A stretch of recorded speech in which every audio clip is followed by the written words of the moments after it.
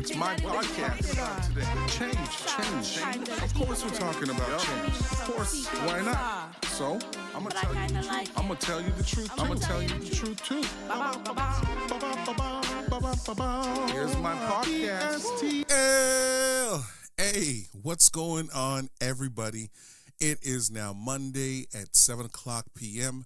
I am your host and founder, Andre Anderson, and I'm so glad to have you all back with me. Listen, I've been tracking, and I'm really enjoying watching where we're trending towards, and I just want to say I'm so grateful and thankful that so many of you have been joining me and listening in on these conversations. And I hope that they will and are a blessing to you. I hope that you share it. I hope that you subscribe. Picked up some subscriptions recently, and I'm excited about this. I just want to help leaders. I want to help leaders. I'm growing too. Maybe I should also say that. Even though I'm sharing with you all, I'm growing through this process and just really enjoying helping leaders navigate and just do better. We can all do better, and sometimes it's a bit of books, sometimes it's a bit of conversations, and then sometimes it's a bit of podcasting. So, anyways, this is BSTL, Building Something That Lasts. So I want to jump right into it on this Monday at 7 o'clock p.m. I want to just, here's maybe the title of this episode, How Many Times Do I Have to Say the Same Thing? And I know it sounds kind of weird. It almost sounds parental, right? Normally, when you hear that type of sentence, it's usually in the context of some parents ripping into their child who has not picked up their toys. They did not shower on time to get into bed. They did not study for the test. They didn't do well. It's usually a reprimand, that kind of sentence. But this go around, this sentence is more of a question. It's a query. You know, how many times do I as a leader have to say the same thing? Now, here's the thing. In this conversation today, I kind of want to delve into, and not yet. I think we're going to get to that by the time we get to season number 3. But today, we will talk a little bit about this visioning process. And when I say visioning, that is a big word. It probably conjures up a lot of different ideas and thoughts and images, depending on where you are within your leadership team. But really what I want to talk about is, how many times do you as a leader have to say the same thing in different ways in order to get your point across maybe the first time? So let me maybe start here. Recently I was in a meeting, right? Very good meeting. I really enjoyed the meeting. I won't say yet, not until I get permission from the individual that I met with, but it was like one of the best meetings I've had in a long time, maybe even ever. And I did post that on my Instagram page because I was so excited after I left it. Now, one of the challenges as a leader is that at times, depending on the level of support that you get on the front end, it may either create some currency or it may cause you to retreat very quickly. Most leaders, maybe I shouldn't say most leaders, a lot of us as leaders, especially when we have spent time thinking about the way forward, we've talked within our leadership teams, we've done a bunch of things, we really desire and hope and want to believe that right away people are going to buy into that thing that we're trying to do. Right? I mean, that to me is the ideal situation, but it's not necessarily what happens real time. So what ends up happening is that as a leader, when you are facilitating in creating change, change management, strategic planning, I mean, all of the different words that you're aware of, when it seems as though it doesn't look like it's going to take off with the trajectory and the speed and effectiveness that you had in mind, it does create a little bit of blues. And maybe this is one of those moments where I want to just pause for a quick moment and say this, that those of us that do change management and strategic planning, those individuals, we are not sprinters. We are long distance runners. And the reality is that whenever you are thinking down the road, you have to recognize that the moments where you may perceive that there have been some losses, you've got to ignore that and you've got to push past that. So let me rewind. I'll go back to this meeting that I have. I meet with somebody and I'm just giving them the vision of what's happening, how I want to see some things happening, things that, the group that I'm leading, the board, etc. I'm having a conversation with them just transparently, just to kind of give a sense of, this is where we're going and how are we going to get there. Now, this particular individual is not necessarily connected directly to the organization, but he is connected by extension to somebody else who is connected. And can I just tell you, talking with this individual was such a joy because hearing how he thinks naturally really encouraged me because, sometimes there's like this pushback that happens, right? Like sometimes people don't want to hear about mission and vision and core values and objectives and setting timelines and goals and measurables. They don't want to talk about that. What they want to talk about is like, when is the next event? And the truth is there's nothing wrong with events, but there is a challenge when your events override the overall picture and direction of the organization. So what I do is I take this individual for a tour. We begin to look at the space and we begin to talk about what we're going to do and how we're going to do it.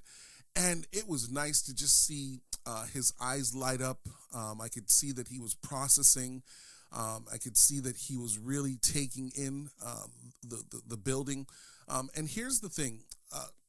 Your building is important, right? So those of you that lead in any space, and of course I know that during this pandemic, a lot of entrepreneurs have started businesses and you're working out of your home, and so you may not have the square footage in order to do stuff. But then there are others that have started businesses and they are trying to like navigate and figure out how they're going to do this thing, and they've got a space. Can I just tell you, your space is the reinforcement of what it is that you are actually trying to say. So of course there's the action piece, right? Like you've got to start somewhere. Like you, and I talked about this a few episodes ago when we talked about going into a meeting with a blank piece of paper. I never do that. I shouldn't say I've never. When I came to a better level of understanding, I never go into a meeting with a blank piece of paper. I always have an idea, something that I would like to discuss. And there are times where I've had to ditch it and pitch it because the room wasn't thinking that way. And I don't have a problem conceding and going in a different direction as long as it fits in with the overall organization and what we're doing. So yes, there is an action piece that goes along with this conversation, but then there's also this word piece, right? And the word piece is this: when you are leading, you have to be able to explain this direction that you're going in from multiple directions. Like, remember, when you are leading people, they're not all doing the same thing, even though they're all doing the same thing. In other words, what that means is you've got to be able to say what you have to say in such a way that every single person who is responsible for doing different things, they have the capacity to understand where do they fit into this overall conversation, right? So here's the thing. One of the things that I've learned and read about as I've been studying this thing is that you have to understand that when you are engaging a group of individuals, they don't all have the same thing to do at the same time, right? So depending on your mission, your vision, your core values, etc., there are times where certain people will have more to do because that's where we are in the vision. But after they have completed their task, you may find that their overall need to be a part of it begins to decline a little bit as you're now transitioning and pivoting to the next group of individuals who are still a part of the big picture, but the lap looks a little bit different.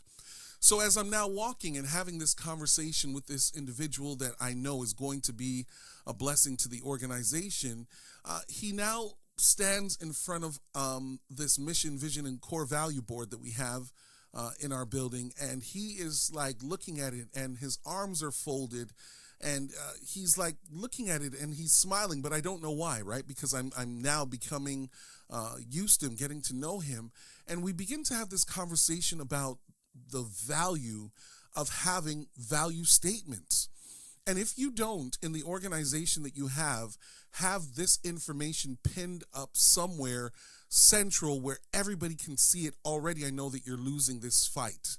And the reason why is that when you put something up, it's supposed to speak for you when you are not in a meeting, right? So most leaders think, or some leaders might think that, you are supposed to be doing this messaging thing in meetings. And every single time you have a meeting, it needs to be a wonderful meeting. It needs to be a meeting that, you hit the home run every single time. What I've discovered is you're supposed to be trying to create home run opportunities 24/7, 365. Well, how does that happen? Well, you're not going to have major meetings every single day. You know that you're not going to be having departmental meetings every single day. You know that you're not going to be having month-end assessments every day. So how do you do it? Well, you have to say what you're saying over and over by putting up information around your structure in such a way that people will be clear on what it is that you're trying to do when you are unable to do so. By way of a meeting. Well, let me also then say this then. So if words are important and messaging is important, you also have to find a way to reduce the amount of people that you are having these conversations with.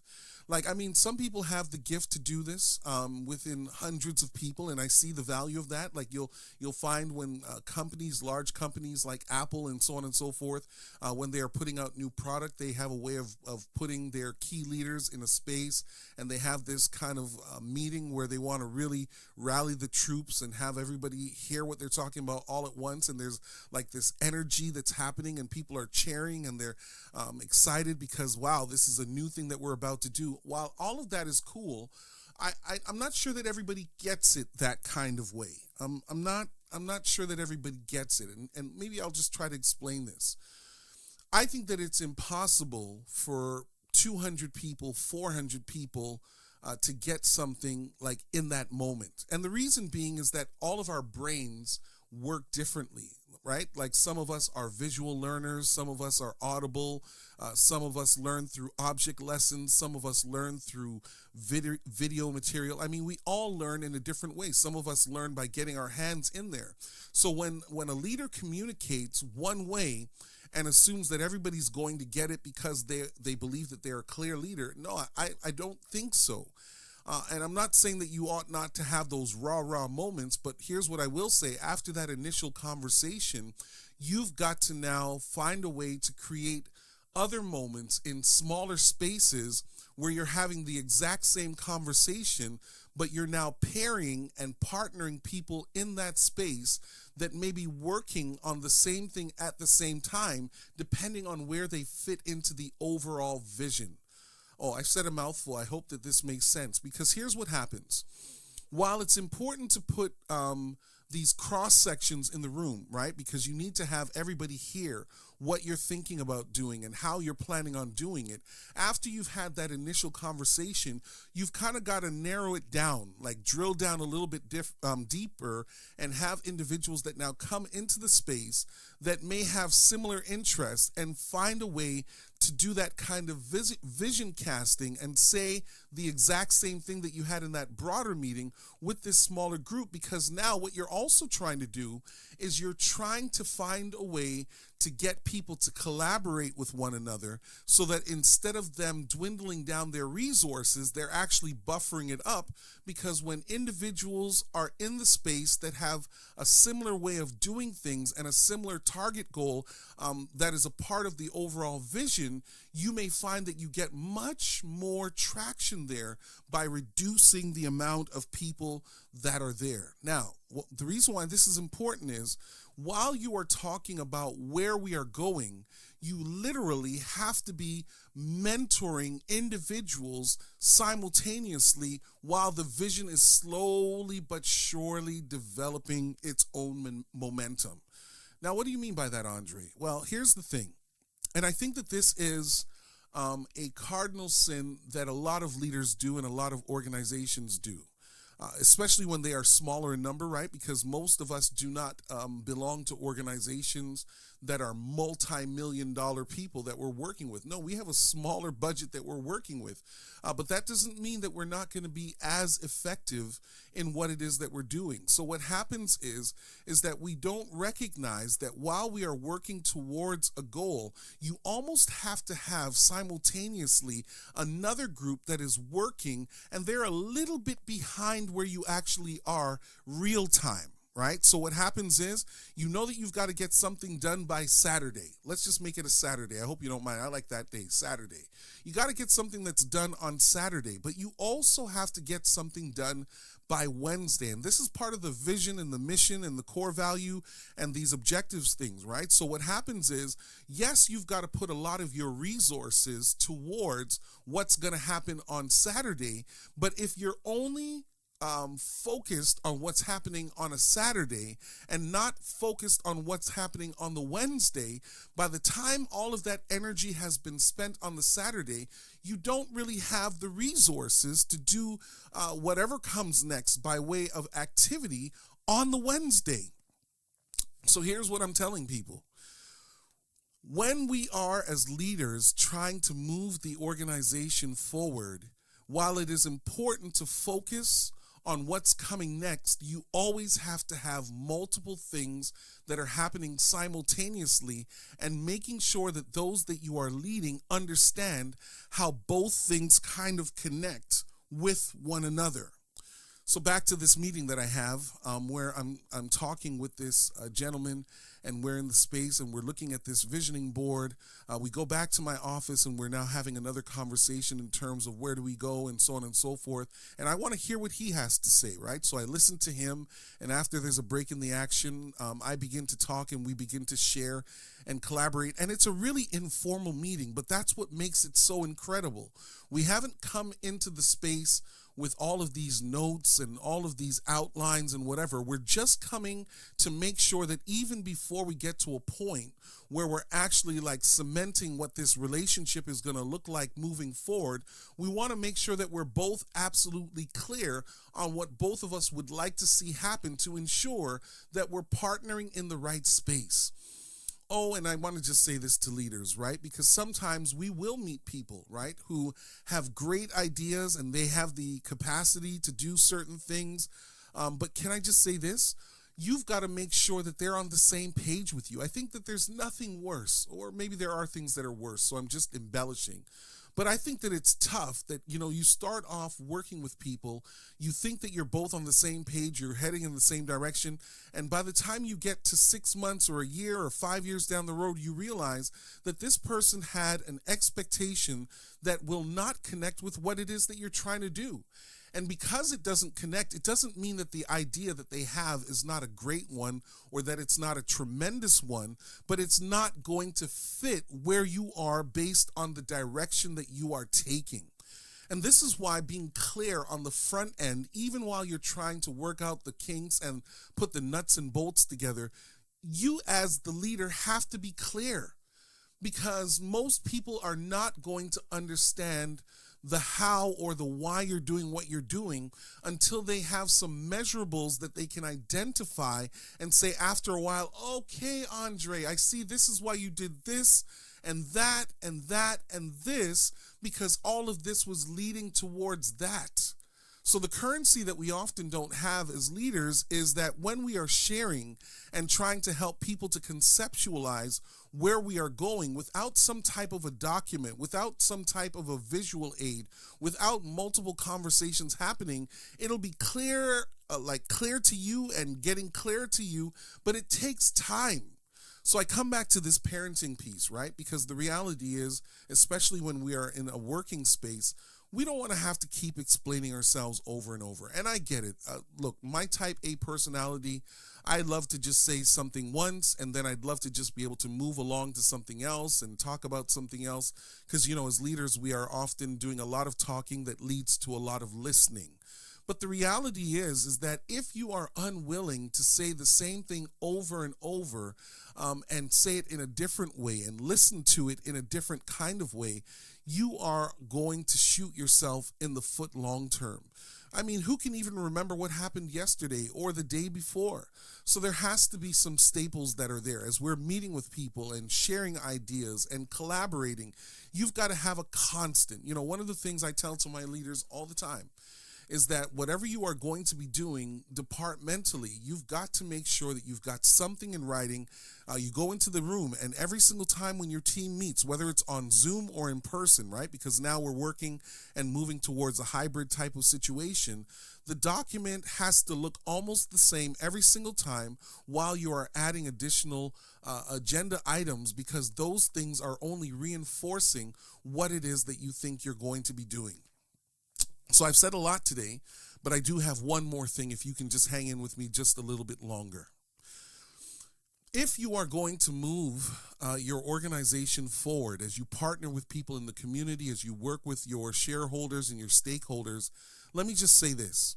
You cannot say that you want to do something and not put your money behind it. All right, Andre, I hear you. Say it one more time. I was taking some notes there. All right, so here, let me say it one more time. If you are going to prove to people that what you are doing and what you are saying, you yourself take it seriously, then you've got to put your money behind it. Look, one of the things that I know, like, for example, if I put education on the table, one of the things that was of value for my family, I'm talking about my parents growing up, it was education.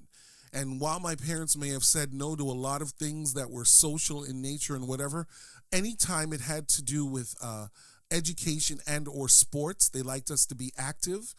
They would spare nothing in order to make sure that we had access to equipment if it was for sporting and or if it was educational, making sure that tuition or books or, resources like laptops, computers, they would spare nothing to ensure that. And here's the reality. If you are going to drive whatever you are doing going forward, you can't talk about it conceptually and then put your money into something else. No.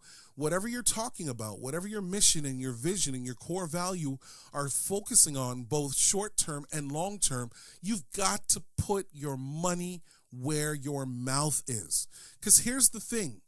Sometimes when we are not observing what we are doing, because we do have blind spots as leaders, right? That is the truth. We can't always see how we are, but we are always being observed, right? So, people know when you're happy, they know when you're sad, they know when you're annoyed, even if your voice is the same. They know. But here's what I also know. They will know what you believe is important based on what you put your money into. And this is why, and I know that there may be some that may or may not agree with me, this is why you can't be doing 4 or 5 things at a high level at the same time unless you come from an organization that has a lot of money. If that is not you, that is a lot of people, you've got to say, all right, these are the 1 or 2 or 3 maximum things that we can do, and here is how we are going to allocate our monies so that we don't start something that we cannot finish, right? And this is the joy of partnering with people who are on the outside of your organization. And I know that this sounds a little bit weird for some, because when you get into your little bubble, you like to keep it there and you feel more safe and you've developed relationships with people that are there. No, but you've got to partner. And let me tell you what partnering has done for me as one who has led in different spaces at different times. When you are in spaces with other people who are not a part of the culture that you are directly connected to, they will ask you very difficult questions about why are you spending your money that way if you say that this is what you're going to do. Like, they don't understand the culture. When you're partnering with people, especially on the front end of things, they don't understand all of the spoken and unspoken rules. They don't understand all of the documents that you are using to drive what you're doing. So they'll just ask questions that come out of a place of innocence, trying to understand, well, if this is the goal, why aren't you doing this and why are you doing that? So ultimately, here's the thing. As I wrap up today, I'm saying to you that if you want to be an effective leader who is helping your organization to move forward and teaching and mentoring and helping people to develop skill sets that will definitely buffer and make what you're doing meaningful and impacting and innovative, you've got to figure out how can you say the same thing over and over and over until you become redundant, until people can actually say what it is that you've been trying to say in their own words. When you get to that place, I promise you, You won't have to meet as often because whether you're in the room or not, people are going to be saying the same thing. So be encouraged, leaders. The first few years of what you're trying to do is going to be the most difficult because what you're doing is you're introducing a conversation that may or may not have ever been spoken that way. And because you're now saying it in a different kind of way, or you're helping to create this new shift that will be a benefit and a blessing to the direction that you're going, you cannot be one who thinks that you can say something once and be done. You've got to find a way to say it over and over and over until it sticks. My name is Andre Anderson, host and founder. I hope that you've enjoyed this conversation. Again, if you want to reach out and talk with me, bstlinc21@gmail.com. Thank you for joining, and remember, there's nothing wrong with repeating yourself because you're not in this for the sprint, you're in this for the marathon. Thanks for joining. See you all next week. Take care for now. Bye. All right, everybody, this is the recap. And of course, we've been talking about how many times do you have the same thing, and there are just 4 takeaway points from this. Number 1, repetitive conversations do not always lead to some type of reprimand. So say the same thing in different ways to get your point across. Number 2, ensure that there's an action item post-conversation to further promote unilateral thinking and forward movement. Number 3, your organization is comprised of all types of learners. Avoid repetitive conversations while your team collaborates by pinning up the value statements throughout your organization. This will serve as a reminder of the direction you are heading in. Last but not least, remember, there is nothing wrong with repeating yourself because the journey you're on is a marathon and it's not a sprint. Take care until next time.